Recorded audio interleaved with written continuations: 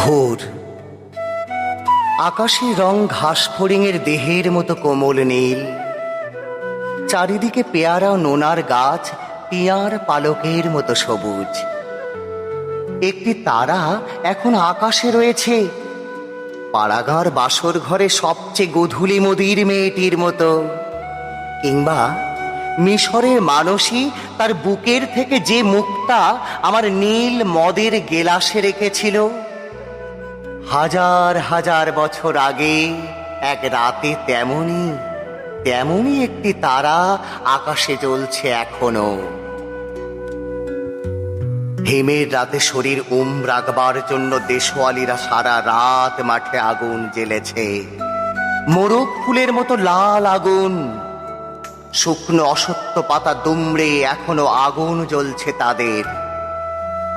সূর্যের আলোয় তার রং কুমকুমের মতো নেই আর, হয়ে গেছে রোগা শালিকের হৃদয়ের বিবর্ণ ইচ্ছার মতো।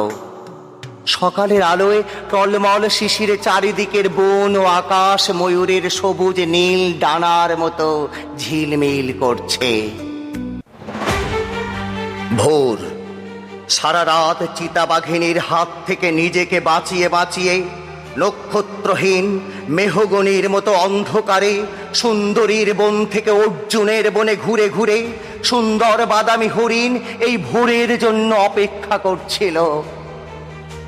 এসেছে সে ভোরের আলোয় নেমে, কচি বাতাবি লেবুর মতো সবুজ সুগন্ধি ঘাস ছিঁড়ে ছিঁড়ে খাচ্ছে। নদীর তীক্ষ্ণ শীতল ঢেউ এসে নামলো, ঘুমহীন ক্লান্ত বিহব্বল শরীরটাকে স্রোতের মতো একটা আবেশ দেবার জন্য।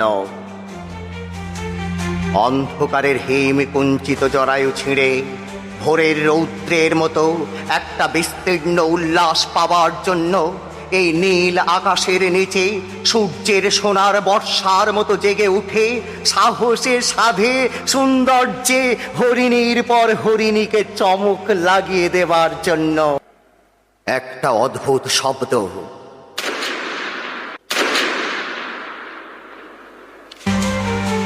নদীর জল মচকা ফুলের পাপড়ির মতো লাল। আগুন জ্বলল আবার, উষ্ণ লাল হরিণের মাংস তৈরি হয়ে এলো।